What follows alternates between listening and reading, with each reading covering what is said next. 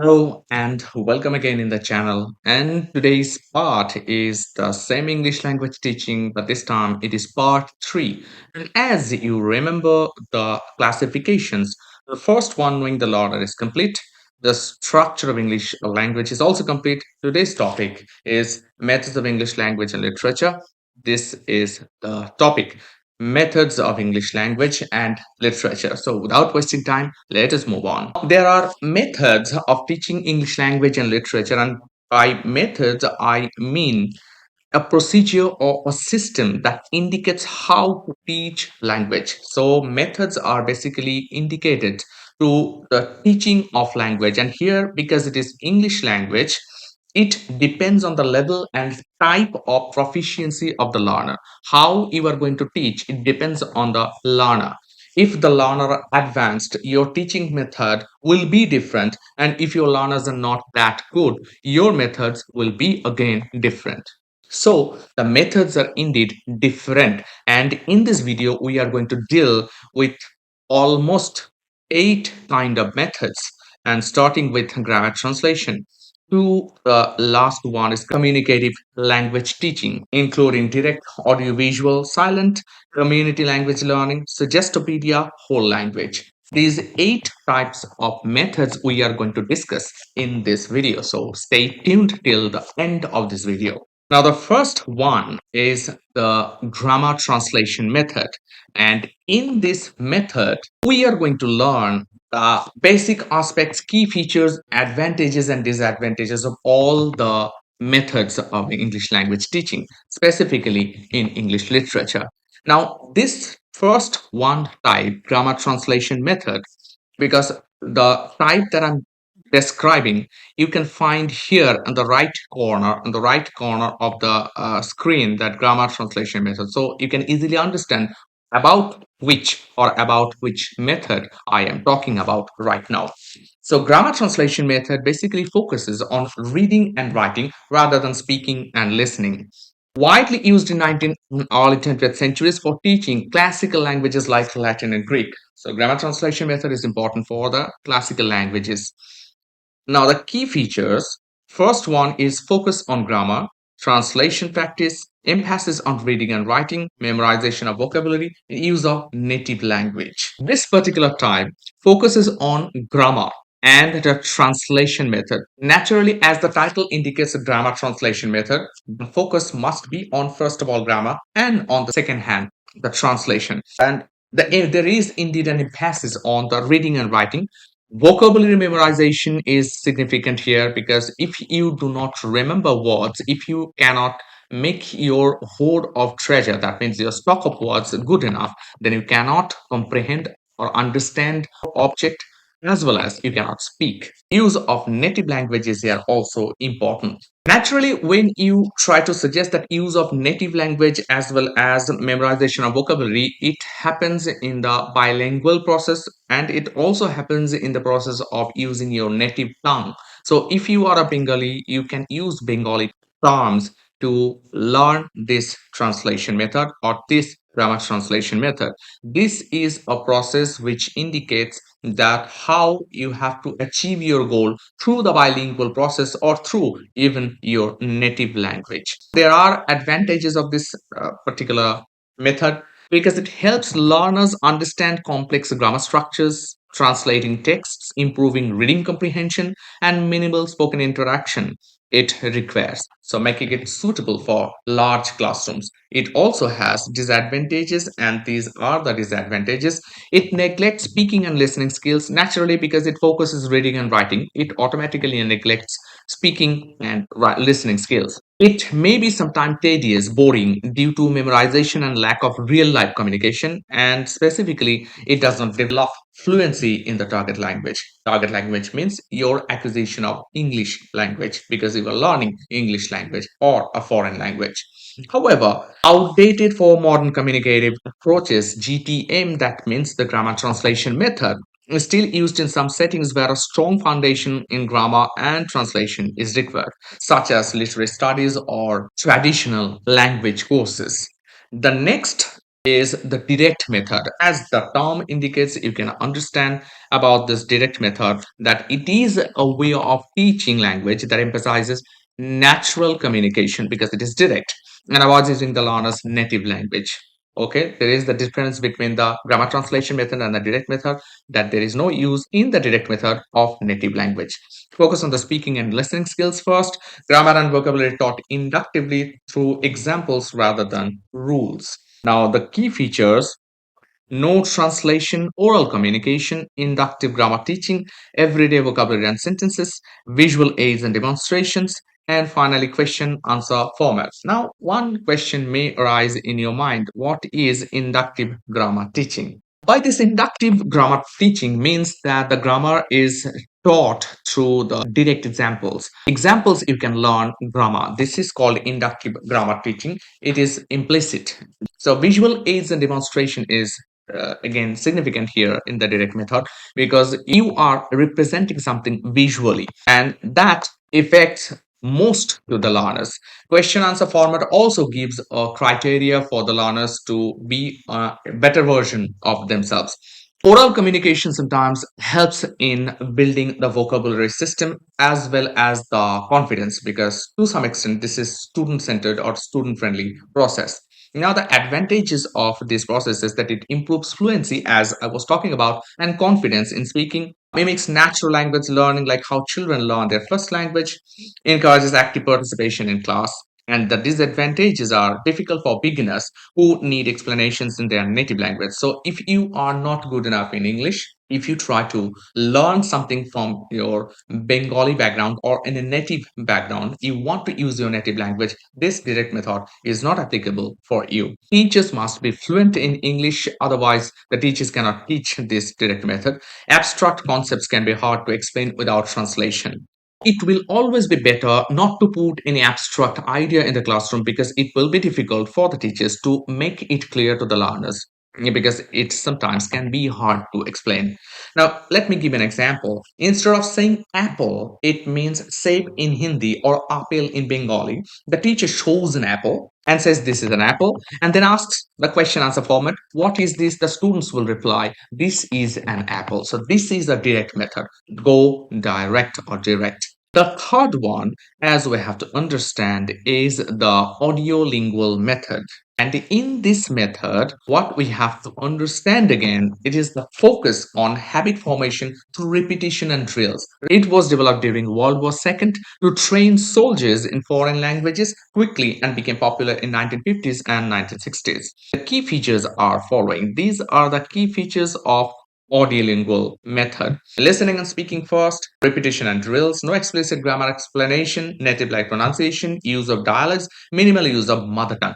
You can easily understand why these topics are given or why these features are given because these features are helpful to understand English in a quicker way. So this is a very faster process to make the learner understand or able to speak in English. Now, the process also has some advantages as well as some disadvantages. Let us move on to that. The advantages, among the advantages, the first one is the strong listening and speaking skills. It emphasizes oral fluency through repetition, good pronunciation. So you will have a habit of pronouncing good words or in a good way. The pronunciation will be better. It encourages accurate imitation of native speakers. Habit formation reinforces correct language patterns through drills. Drills means repetitive and no need for mother tongue. So immersive approach avoiding direct translation. So there is no direct translation. You are not translating something from English to Bengali or in your mother tongue.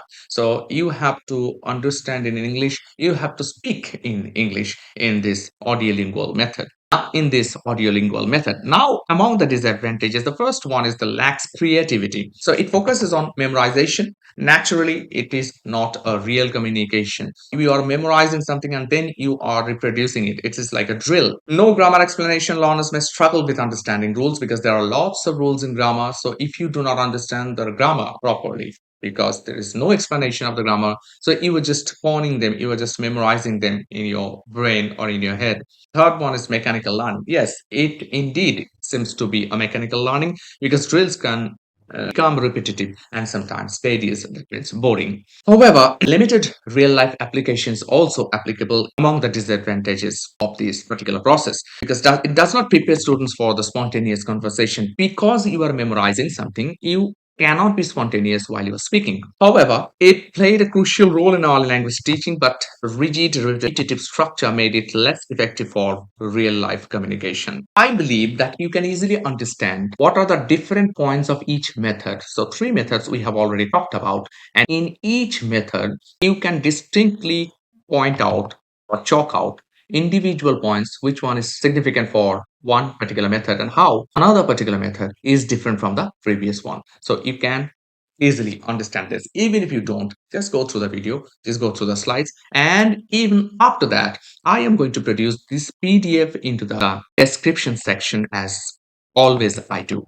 Now, moving on to the fourth method is the silent way method. And in this method, we have to learn that it was developed by Caleb Gattegno in his book Teaching Foreign Language in Schools, published in 1963. It focuses on learners' autonomy, discovery, and active participation while the teacher remains mostly silent, guiding rather than instructing. See, silent way, it means that the learner should be active, the teachers should remain silent. The key features as they are minimal teacher talk, learner-centered approach, use of dictionary rods. Yes, I will come to that point. Focus on pronunciation, trial and error learning. Now, yes, I can understand that what is the questionnaire rock. Okay, let me give you one example. This is the questionnaire rocks. How the measurement is learned, how the mathematical equations are learned through these rods. These are the tools how our children can learn different ideas about equations, about calculations, etc., through these dictionary rods. I don't know the exact pronunciation, but in Oxford Advanced Learner, I found this that dictionary rods. It is pronounced as this. However, this method sincerely focuses on pronunciation. And because this is a learner centered approach, the trial and error learning is important here. Now, here the students experience and experiment with the language learning pronunciation by themselves without memorizing anything. So, there is indeed a distinct difference between the silent way and the other one. There is no play of memory or memorization. So, because they are focusing on the pronunciation, because there are lots of trial and error learning,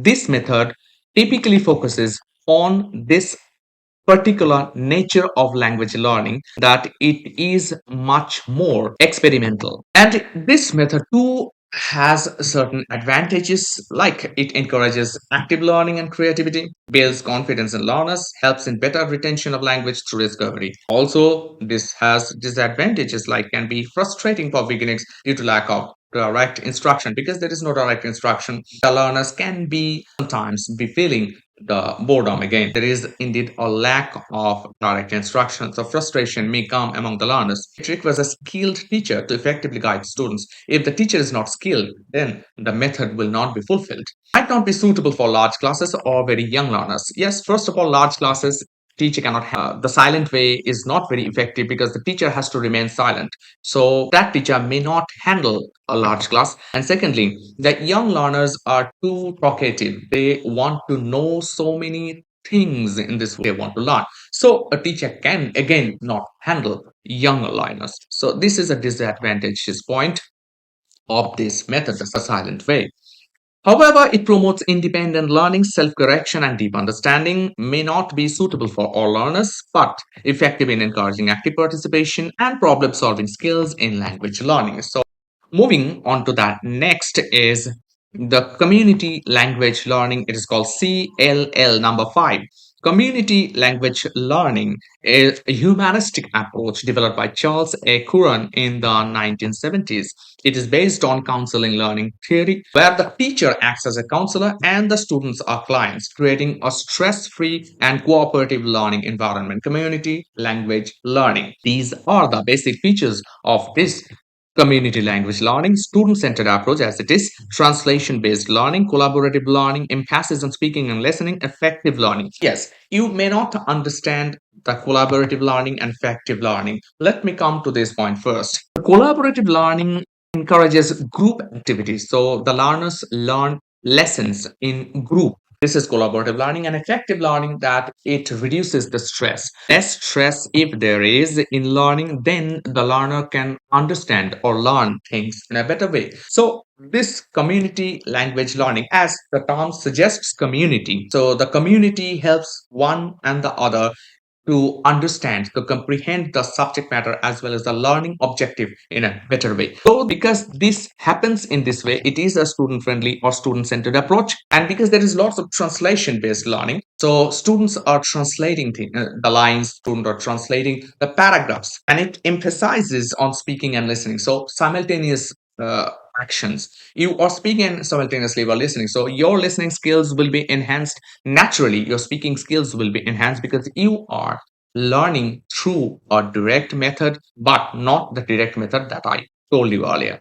However, there are advantages, like it reduces anxiety and builds confidence. It encourages peer learning and collaboration. Peer learning suggests that together, peer, companion, which provides meaningful language learning based on real communication. And the disadvantages are requires highly skilled teachers who can translate fluently, less structured, which may slow down progress in formal language learning. Third, difficult for large classes due to its personalized approach. Now, you can understand when you have to write answers on it, basically the differences between one method to other. Remember, there are almost similar points that you can produce in your answer paper. So this will help in your understanding too.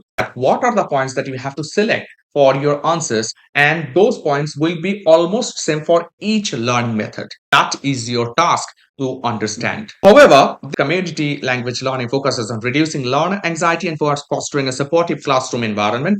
It works best for small groups and learners who benefit from translation and discussion based learning. So small groups are always active for learning. Community is not large community, but it has to be smaller community. The next one is Suggestopedia. The term is indeed interesting, and this is number six. Suggestopedia, in fact, suggests that it is developed by the Bulgarian psychologist Georgi Lozanov in 1970s.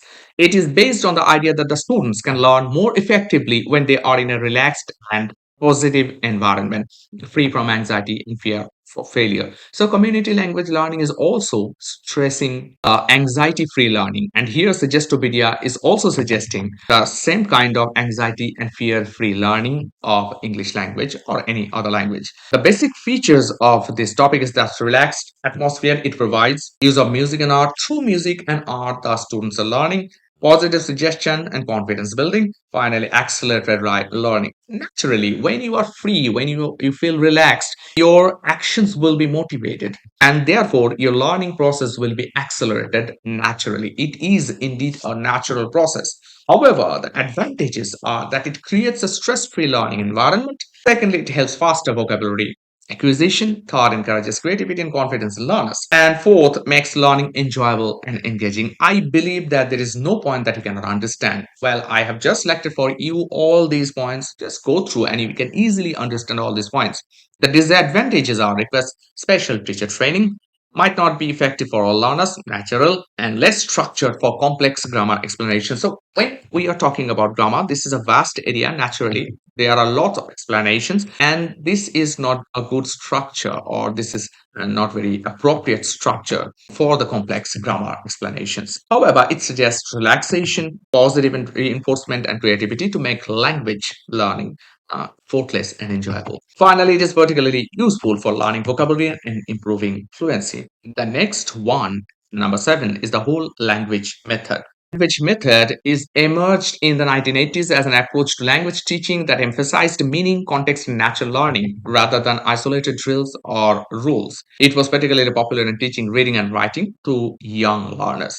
The key features are language as a whole, reading in context, student centered learning, integration of skills, and emphasis on meaning and comprehension. By the point, language as a whole, it means that the students will learn language through the whole text, through communications, conversations, etc. Reading in context means that contextual readings are supportive here. Student centered learning because it encourages the creativity level of the students. Integration of skills means Reading, writing, speaking, and listening all are taught together, not separately. That is the meaning of integration of skills. It is integrated. There is indeed emphasis on meaning and comprehension. Moreover, this method uses authentic texts like textbooks. Physical existence of all those authentic materials are available in this text. However, there are also advantages and disadvantages. In the points of advantages, that it encourages a love for reading and writing. It promotes critical thinking and creativity, provides real life language exposure, develops natural language acquisition, and among the disadvantages, the first point is the lack of phonics. Instruction can make decoding words difficult. Some students may struggle without structured grammar and spelling lessons. Effectiveness varies depending on the learner's background and abilities. So, understand all of these points that phonic instruction can make decoding words difficult means if you are not good enough to understand the phonemic structures or the syllabic structures that was taught in the earlier video, then it will be difficult to decode words. Students may struggle without structured grammar and spelling lessons if you are not appropriately learned among other rules and lessons of grammar, then you cannot attend this method or language method. And the effectiveness of this method varies depending on the learner's background and abilities. So if the learner comes from a poor background or the learner has lesser abilities, that learner cannot learn this method properly. However, it is a major shift from traditional rote learning, and when it encourages meaningful and immersive language learning, critics argued for a balanced approach incorporating both whole language techniques and phonics instruction to enhance literacy development. Moving to the last one, which is the communicative language teaching method, that is CLT. The CLT is emphasizing interaction. Primary goal of CLT is to develop learners' ability to use the language effectively in various social contexts. The key features are all of these, and the focus on communication, authentic language use, student-centered learning, fluency over accuracy, interaction-based activities, integration of skills. Almost all the points that you know very well. However, among these, let me explain too that authentic language use, that means real life situations dialogues are given. And secondly, fluency over accuracy, that it is not necessary to memorize the grammar rules rather than real life situations are given to speak fluently. Interaction based activities, that students have to interact with each other in order to learn. Through better understanding, comprehensibility will be enriched and increased simultaneously. Integration of skills, you already know about that. The advantages are these. Real world communication skills, it improves, encourages student participation, makes language learning more engaging and practical. It has to be because students are more centered to learning skills, encourages creative and critical thinking. Now, disadvantages are this. It is difficult to implement in large classrooms as well, requires well trained teachers, and some learners may struggle with fluency first methods, that you have to be fluent in English. That may be a problem for the younger learners, the new learners, or the learners of a poor background. Naturally, CLT is one of the most effective modern language, however, the teaching methods, promoting natural language use and active participation in the learning process. This is what you have to understand, the all 8 methods of learning. There are indeed differences among these 8 types. However, questions will not be asked all of the differences among all the 8 methods. Before that, let me introduce another concept, that teaching of literature. There are indeed 3 types of models. One is the language model, second is the cultural model, and the personal growth model. Now, in the following pages, you can get the differences. However, in this page, the language model is it focuses on the way language is used in literary texts, emphasizes on the acquisition or information related to the target text, and texts are approached in a methodical and systematic way in the language model. So, not very difficult to understand. You can easily understand. Even if you do not, then as I said and I promised you, to give this PDF to the description section, you can click and download.